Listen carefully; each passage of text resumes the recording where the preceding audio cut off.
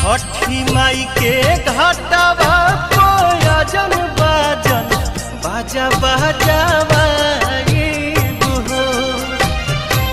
छठी माई के घाटवा कोयजन बाजन बाजा बजावाइब